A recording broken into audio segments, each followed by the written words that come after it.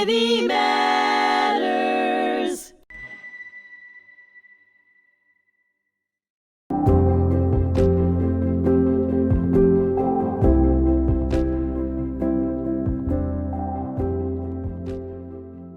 Welcome back to part 2 of our podcast with Professor Thane Rosenbaum. For those of you who are just joining us, this is our now will be our 11th episode of the podcast Antisemitism and the United Nations and in Society on hmTV. Professor Thane is a professor of law, an analyst of Middle East issues.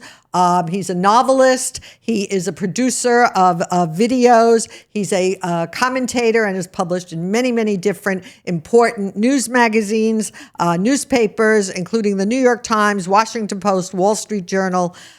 He is an analyst for CBS News Radio, and we are very honored to have him join us. I will summarize what you've said as, so Jewish children need to get a better Jewish education. However, I don't think it's just limited to Jewish students, because if you look at the social psychology studies of Zimbardo and Milgram and so on, they always say the kid who takes the unpopular position gets booted out.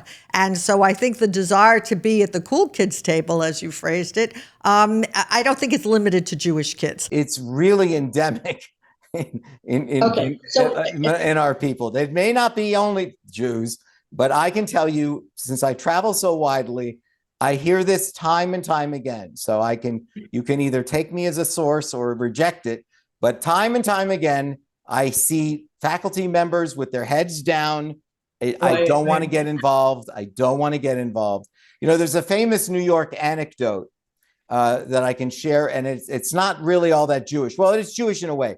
Jackie Robinson was the first African-American to break the color barrier in baseball. Jackie Robinson was a lifelong Zionist and Jew lover. He and his wife lived in a section of Brooklyn where all their neighbors were Jews, and they all looked after the Robinson family. They were as if mishpucha. Robinson always, in the 1960s, when there were black rioting in Harlem, Jackie Robinson was defending Jews. Now, during the early days of Robinson's career, wherever he went, the fans were screaming the N-word. And he had to put up with that and promised the owner of the team that he would not respond. So he had to spend years being called the N-word by other players and fans.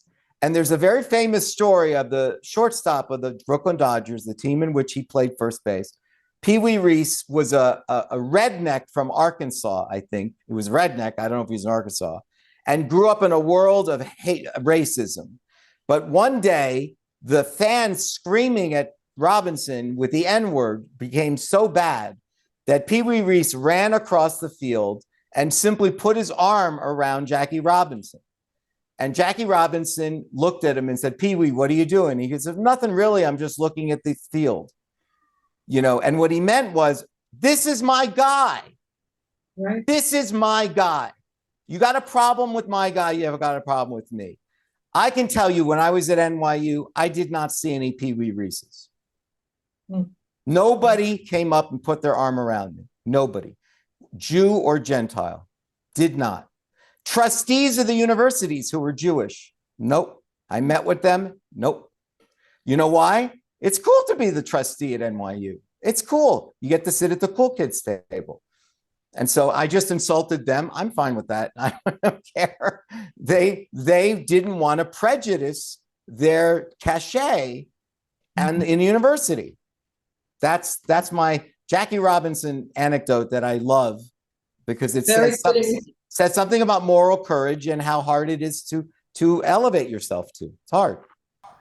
Very fitting. So let's turn to some of your books, or at least two of your books, very briefly. So let's start with Saving Free Speech from Itself. So we've already established we live in an era of political correctness.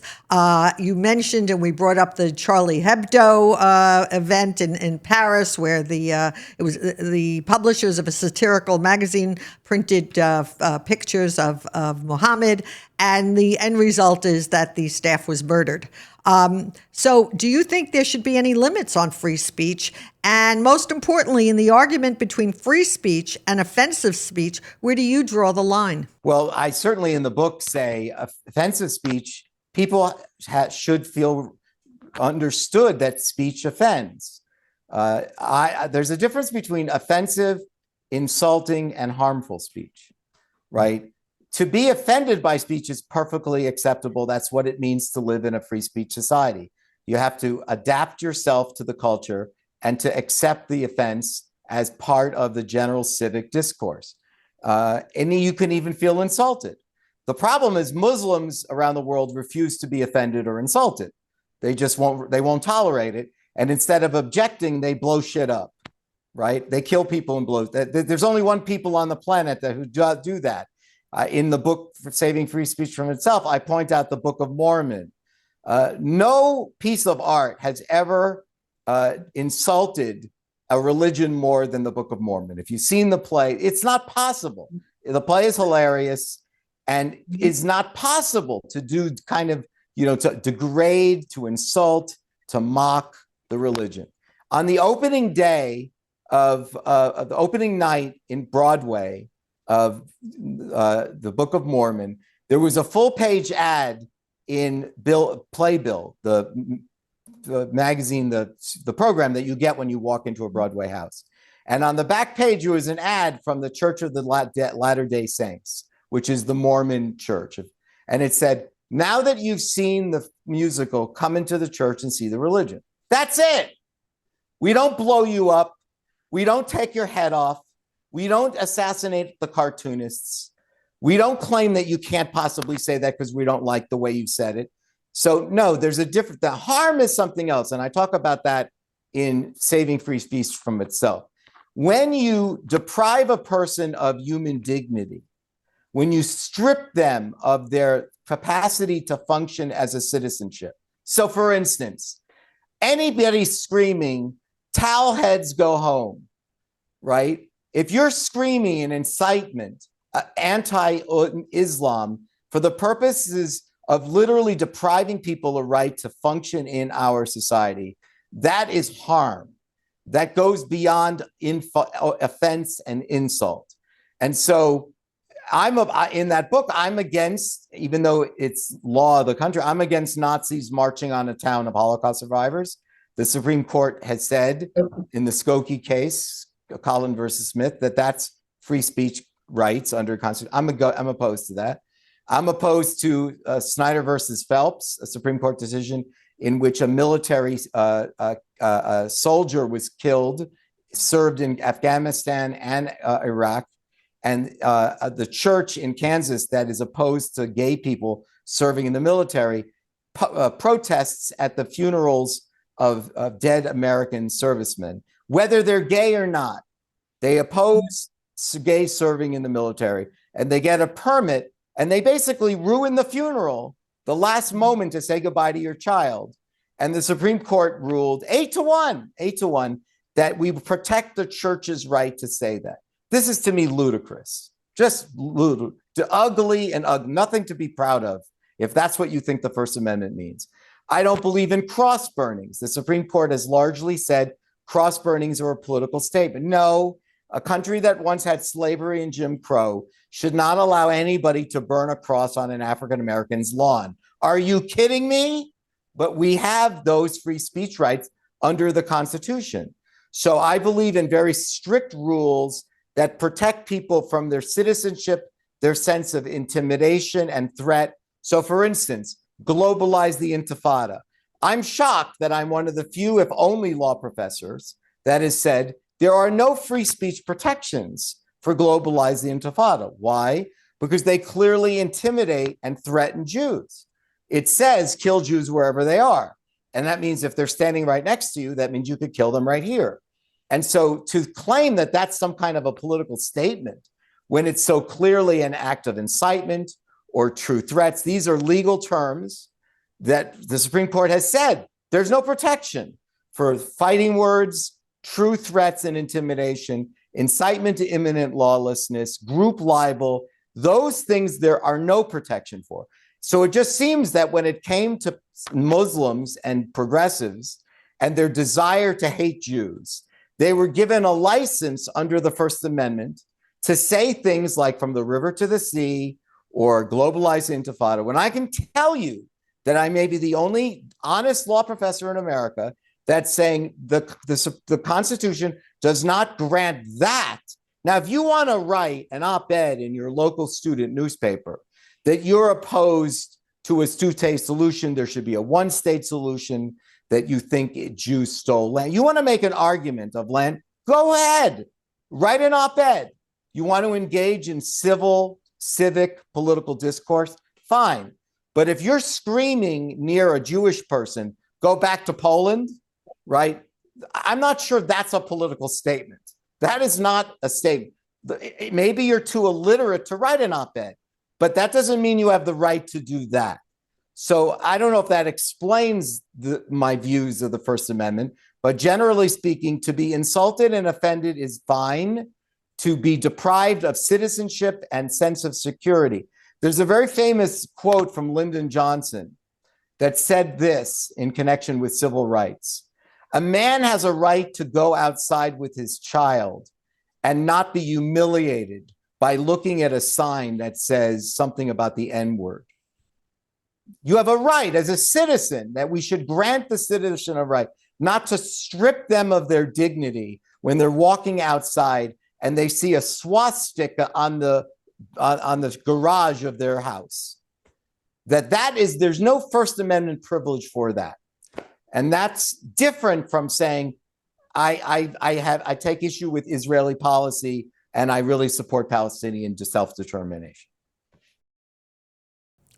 Thank you. So I will just add that one of the things I learned from my daughter, who is an attorney, she said, and we know this from history, the Supreme Court doesn't always get it right. They just get it last. So, and since we don't know what this, I believe that if these cases went to the Supreme Court, the Jewish people would win. They're not going to the Supreme Court. They're just not there. I believe that if globalized the Intifada came before the Supreme Court, I have very strong confidence that they would rule 9-0, that there is no political statement there. That is nothing there but true threats and intimidation. Interesting. So maybe we'll find out. So I want to turn to your last book, which is very timely, Beyond Proportionality, Israel's Just War in Gaza.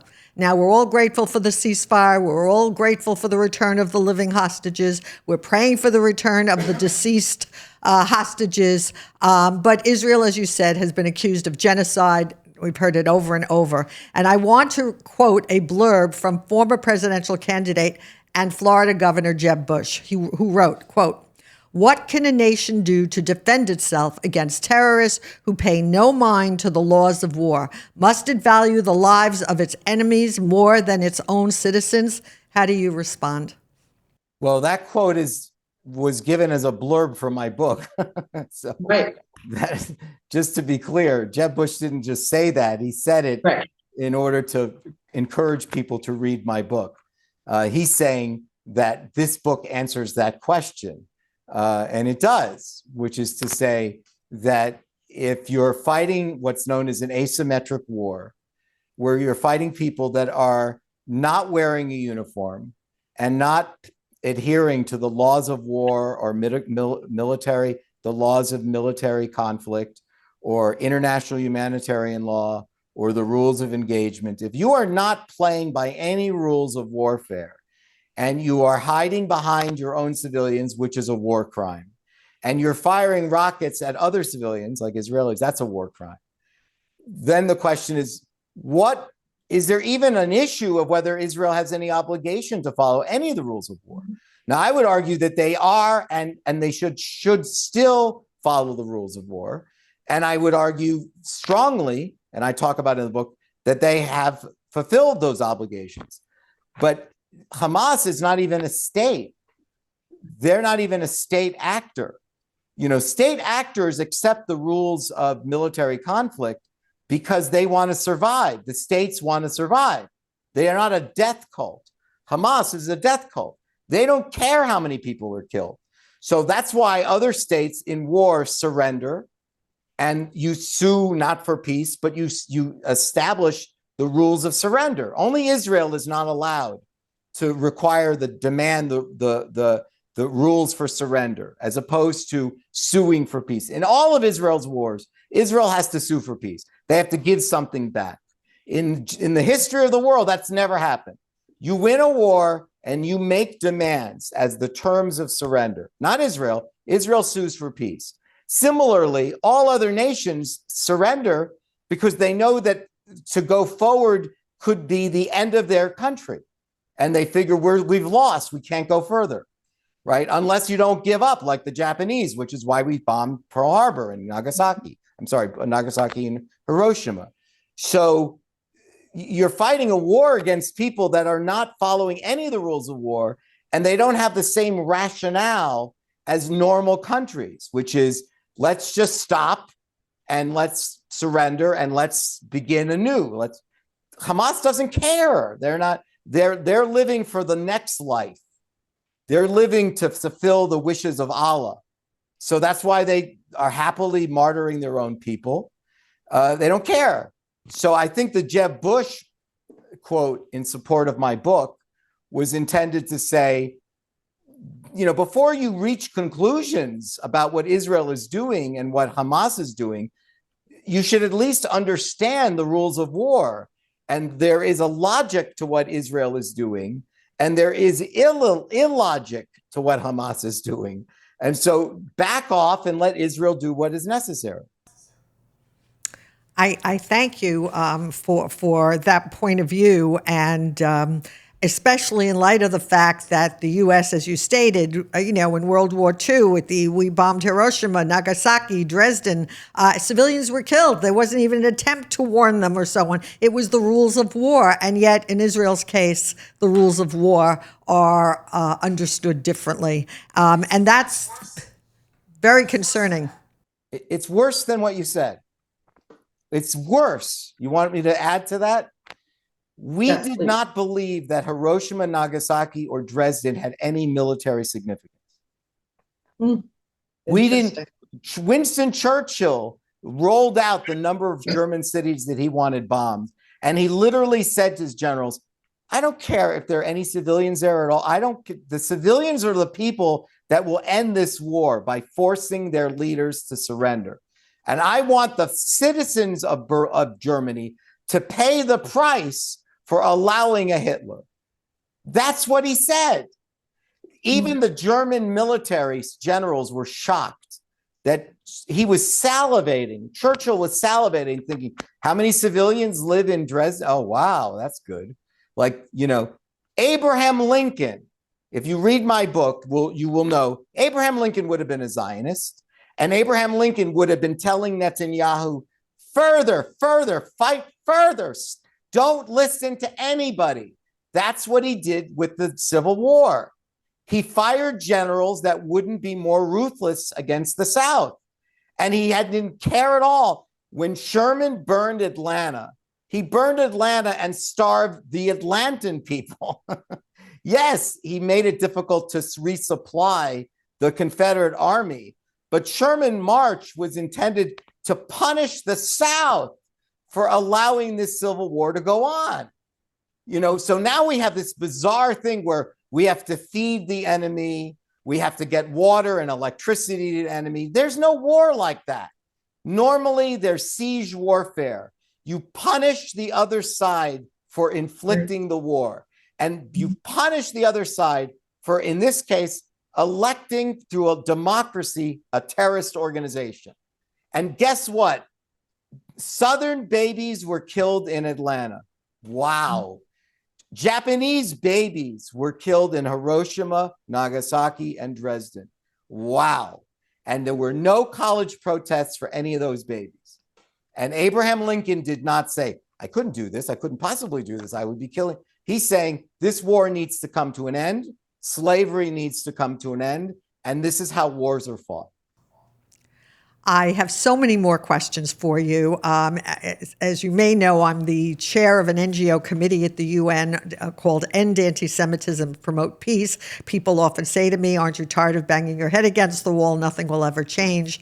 And yet, in September, the majority of countries voted to create a Palestinian state in Gaza and the West Bank and so on.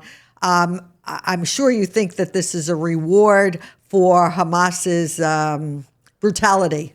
And yet, I don't know how things are going to change. I hope things are going to change. So we have what I call a disaster in the United Nations, and we have a similar, in my opinion, disaster, or potential disaster, coming up in New York City.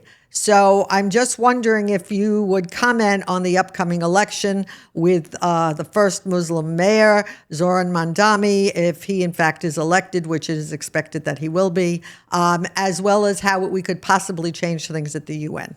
So let's start with your UN point first. I know you're going to say all Thane Rosenbaum said the whole time, it's worse than that. All he said, it was worse than what I said. You thought you said it was bad and Thane made it worse. Yeah, it's worse than that. It's not just that they rewarded terrorism. It's not just that they rewarded October 7th. It's that they did it for reasons that are related to the reason Israel is fighting these wars. What do I mean by that? They have allowed too many Islamists into these Western countries, and they have created no-go zones. They've created hundreds of Sharia courts. They've created thousands of protests of violence. The Islamists and Muslims of Europe simply refuse to integrate and assimilate into their culture. They believe in the expansion of an Islamic caliphate. They do not believe in the principles or values of liberal democracy, and they will not. They have built thousands of mosques that are teaching people that women should be covered up entirely and that men can beat their women, and that want Sharia law to be the law of the land. So if you look at what's the commonality between the countries like Germany and England and Spain, who voted, and Australia and Canada, they have sizable Muslim majorities that are openly violent, that are simply, it takes nothing for them to go off into the city streets and smash windows, throw bricks at the police, and they have a crime control problem. They have a problem. They have people that fundamentally are incompatible with Western values, and they're scared out of their mind.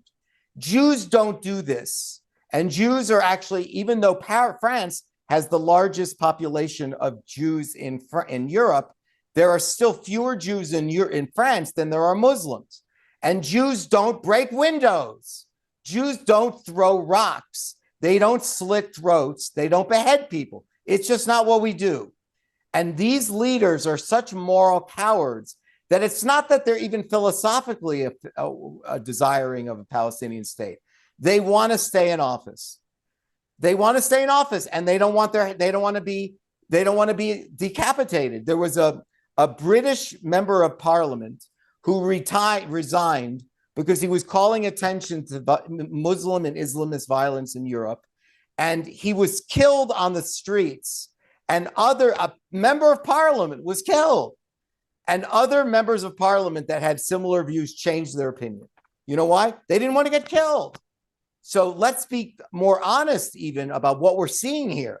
So now that you go to your election in New York, all I could tell you is if you're a Jew or a non-Jew living in Barcelona, Madrid, Stockholm, Berlin, Paris, London, and Brussels, and you are looking at the United States for the last 2 years, when the first American flag lit up a year ago, Death to America, you're saying to the United States, good luck to you.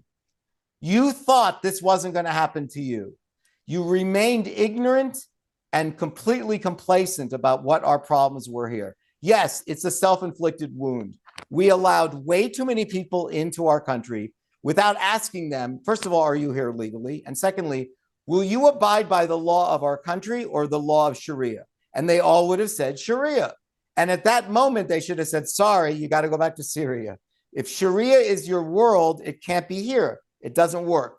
We don't allow lashings, beheadings, stonings, dismemberments. It's not what we do. We understand that you think beheadings is a good thing. We don't.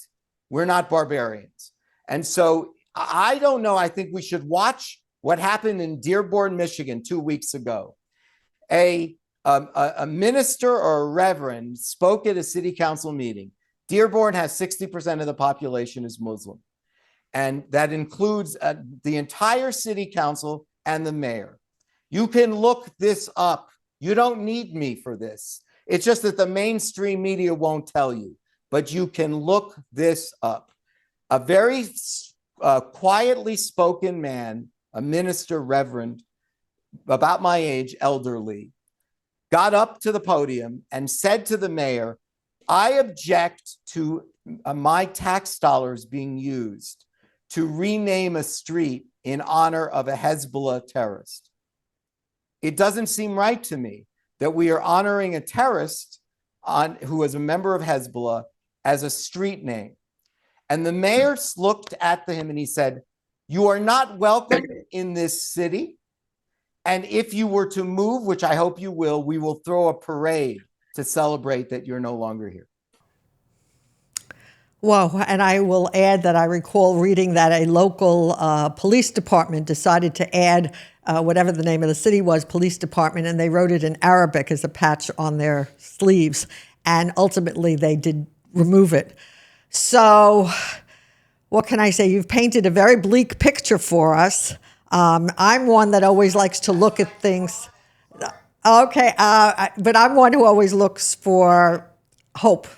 So I'm going to ask you before we wrap up, what is the one thing you would like this audience to remember and possibly to do to improve things? I think that whatever you can do to strengthen Israel as the home of the Jewish people is important. It's not obvious to me that Jews will be welcome in the United States in the future. It's not obvious. The trend is going in the other direction. The Jews of Paris, London, they're leaving. Berlin, they're leaving. Now, yes, there's a lot of buyer's remorse in those countries about the number of Muslims that were allowed into the country. That's true. But it hasn't changed the violence. The violence against Jews in Europe is all from Muslims. And I'm afraid we're going to start seeing, we've already seen it. Over the last several years, we saw Jews beaten in the Diamond District. We saw them beaten in the Fairfax District of Los Angeles. It's very small. It's not yet. We saw Hasidic Jews beaten in Muncie, in Brooklyn, Williamsburg, somewhere in New Jersey. I can't remember now. Hoboken. Hasidic Jews were beaten. There is violence against Jews that is being tolerated, and it's largely being done by Muslims and some African Americans, unfortunately. So I just think that, I don't know, we have terrible Jewish leadership, terrible elected Jewish leaders. The legacy institutions are a joke. I don't know what they do, but you should not be writing checks to the ADL. It's a big mistake. Find something else. The ADL is the one that created the package list that taught schools about DEI. They were in bed with the critical race theorists and the DEI. They taught schools how to teach DEI. There's the irony. A Jewish organization that was created to combat anti-Semitism was teaching kids how to be anti-Semitic in school, to hate Jews as the white oppressors. So I don't know. I think what do you want me to say we could do? We could elect better leaders. We can create more Jewish organizations that have the absolute charismatic leaders and the determination and conviction to protect Jews and to stand up for Jewish rights, because we don't have that. And so without that, I would say, give more money to Friends of the IDF, strengthen Israel, because I don't know what the diaspora would have done over these last 2 years if Israel wasn't stronger. I don't know what we would have done. And I hate to think. And again, if you were a Parisian Jew, most Jews in America are ignorant about what life has been like for Parisian Jews since 2007. And it would be good for you to know what it's like for Jews of Denmark, Stockholm, Madrid, Barcelona, London and Paris. London, I know so many Jews that have made Aliyah. And you know what? To you, that's not a very good ending, right? No, I would say the hopeful part is that your comments on today's podcast perhaps will wake up Jews and non-Jews to educate themselves and to determine what the facts are. So I want to thank you for that. And I want to thank the audience for joining us for this episode of Antisemitism and the United Nations and in Society on hmTV. I appreciate my guest, Thane Rosenbaum, for his insights, for sharing his views on global anti-Semitism, terrorism, human rights, moral justice, and war. And we look forward to his continued commentary and writing on important issues that concern us, should concern us, and impact our lives. Be sure to subscribe, share, and stay connected for more engaging conversations. Until next time, make it our time. Take care and be well.